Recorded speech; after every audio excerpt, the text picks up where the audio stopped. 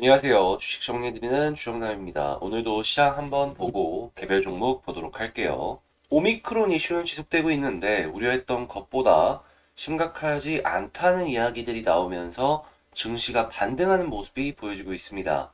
세계 각국의 300개 이상의 사례로 보았을 때 모두 경증이거나 증상이 전혀 없었다라고 하는데 이러한 얘기는 치명률 자체가 굉장히 낮다라는 얘기랑 연관해서 생각을 해볼 수가 있겠죠.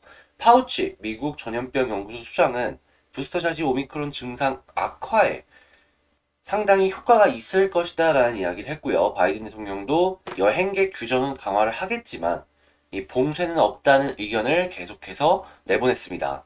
이제 유럽질병예방통제센터에서 몇 달 이내에 오미크론의 비중이 코로나 감염 절반 이상을 오미크론이 차지할 수 있다라고 이제 밝혀가지고 이게 아마 오미크론이 이전의 델타 변이처럼 우세종으로 바뀌는 것이 아닌가 생각을 할 수가 있을 것 같은데 이제 치명률도 낮고 증상도 세지 않다라는 걸 봤을 때 이게 지금의 감기처럼 그냥 바뀌는 것이 아닌가 이런 생각이 들어요. 제가 이전에도 분명히 말씀드렸던 것 중에 하나가 치명률이 그렇게 높지 않다면 위드 코로나에 큰 영향이 없을 것이다라고 말씀을 드렸잖아요. 딱 그런 식으로 진행이 되고 있는 것 같습니다. 어떤 의견에서는 이 뉴스를 딱 보고서 이제 코로나가 끝나는 것이 아니냐 라는 의견까지도 나오고 있으니까요. 증상 악화를 막기 위해서 백신만 잘 맞으면은 큰 영향은 없을 것 같다. 이렇게 생각이 드네요. 미국 예산안 때문에 말이 되게 많았고 이게 다시 12월 달에 문제가 될 것이다라는 의견이 있었잖아요. 아무래도 예산안 부채 한도 조정을 저 위로 올려놓은 게 아니라 그냥 임시로 처리를 해놓은 게 끝이었으니까. 그런데 이번에 하원에서 이 임시 예산안 만료를 앞두고 연방정부 셧다운을 막기 위한 추가적인 임시 예산안에 합의를 했다라고 합니다.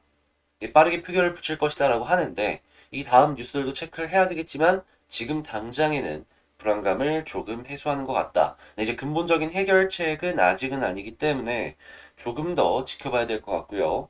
지난주 신규 실업수당 청구 건수는 전주 대비 28,000건 증가한 22만 2천 건을 기록을 하기는 했지만 예상치보다는 이 예상치가 24만 건이었거든요. 예상치보다는 하회하는 모습을 보여주면서 시장은 이 부분에 있어 긍정적으로 생각을 한다. 오펙 플러스의 증산 규모 유지 결정이 나오면서 WTI가 서부 텍사스 유저 66.5달러 1.42% 올라가고 마감을 했습니다.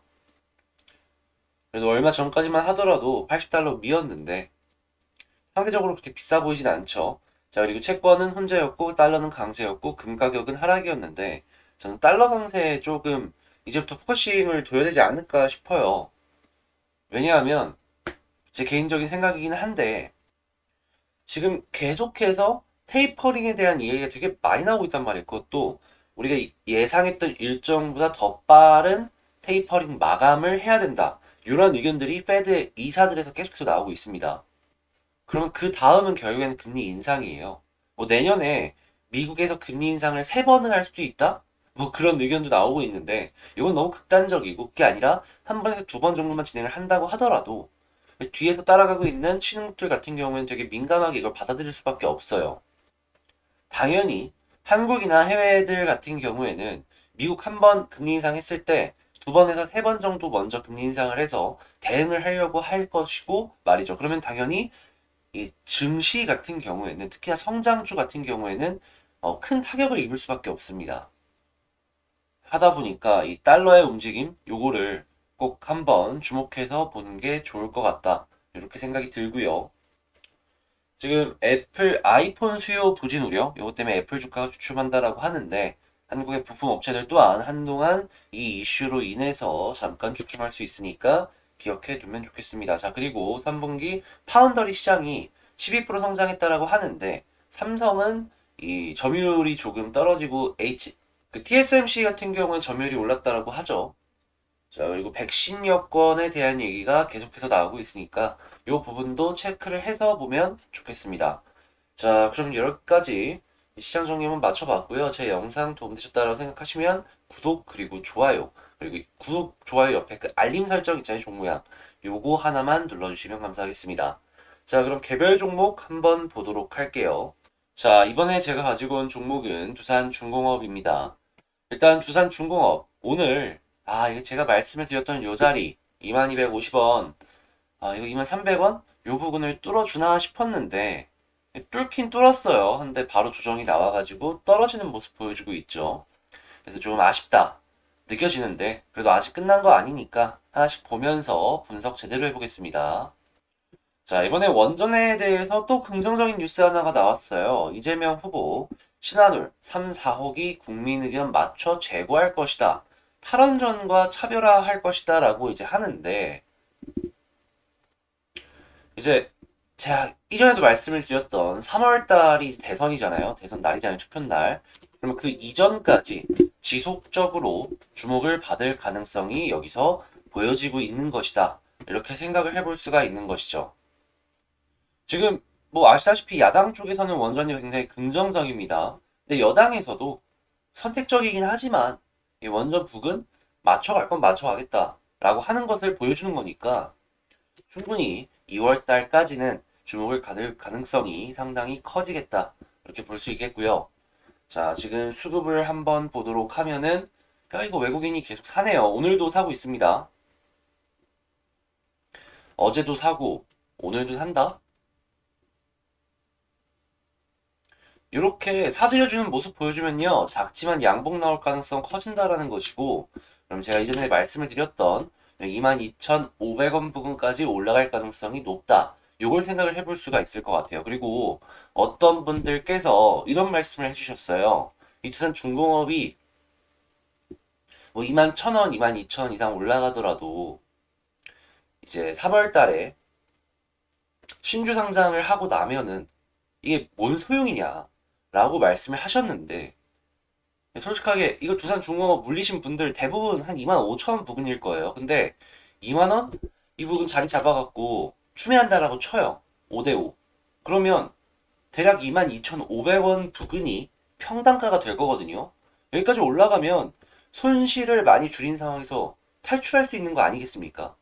그렇기 때문에 추가 매수까지 생각을 하시는 분들이거나 아니면은 신규 매수를 생각하시는 분들을 위해서 이런 식으로 하나하나 전략을 짜가지고 본다라는 것이니까 제 의견을 뭐 이렇게 꼭 따라라 이게 아니라 여러분들이 참고를 해가지고 난 이렇게 전략을 좀 세워봐야겠다 라고 생각을 하셨으면 좋을 것 같아요.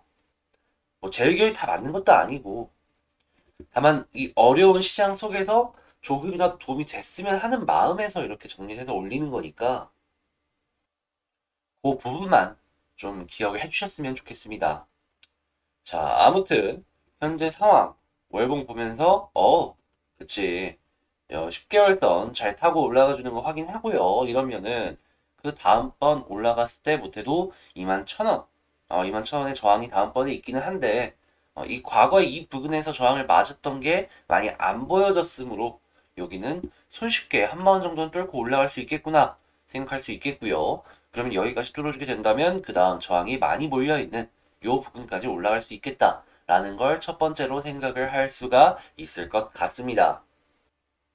자, 그리고 21선도 아래로 차근차근 내려오고 있는 거 보이잖아요.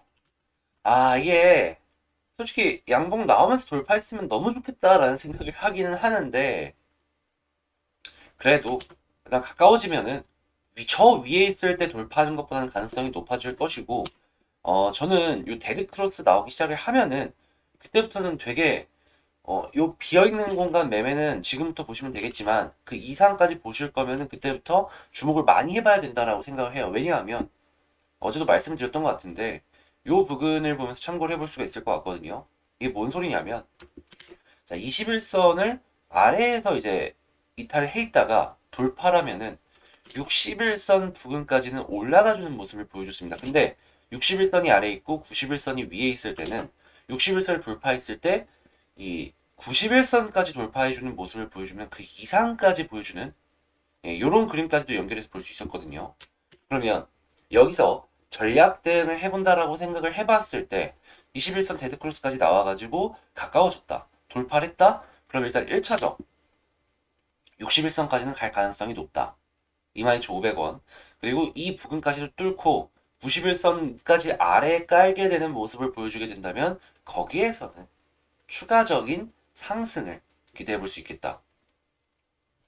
자, 다만 이러한 모든 것들이 완성되기 전까지 이제 아무래도 혹시 떨어지는 경우의 수 생각을 해야 되니까 제가 계속 말씀을 드리는 요 안에서 계속 떨어지더라도 움직여줘야지 그래야지 21선 뚫는 요 경우의 수에 적극적으로 대응을 할 수가 있다. 이 아래로 떨어지면 이제는 241선이 가까워져서 요 부근에서 지지를 해줄 수도 있겠다 싶은데 네, 과거의 전적이 241선 아예 딛고 지지를 받았던 그런 흔적이 없잖아요.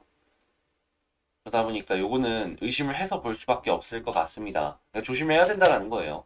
그래서 웬만하면 떨어지는 거 없이 이 안에서 움직여줬으면 좋겠다. 이런 생각이 되게 강하게 드네요. 자, 그러면 최종적으로 정리를 해본다면 이 위치에서 신규 매수를 한다면 어디서 할 거냐?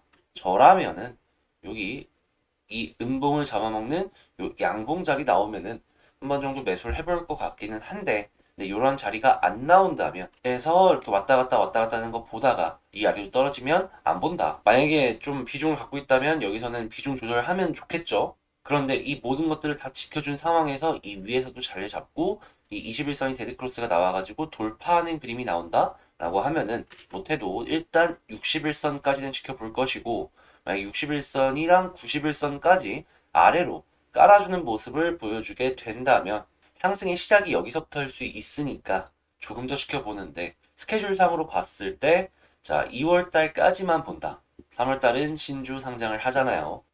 그래서 이런 식으로 정리를 해서 이 두산중공업 볼 것 같습니다. 자, 이상 두산중공업 여기서 마치도록 하고요. 제 영상이 도움되셨다면 구독 그리고 좋아요 한 번씩만 눌러주시면 감사하겠습니다. 아, 그리고 제가 멤버십 운영하는 거 아실 텐데 관심 종목 정리해서 여러분들께 보여드리고 있거든요. 뭐 특별한 건 아니고 그냥 제가 보고 있는 것들 정리해 놨으니까 궁금하시다 라고 생각하시면 가입하게 멤버십 있잖아요. 그 구독 옆에 있는 거 요거 한번 고민해 보셨으면 좋을 것 같네요. 자, 그럼 전 다음에 더 좋은 영상으로 다시 찾아뵙도록 하겠습니다. 감사합니다.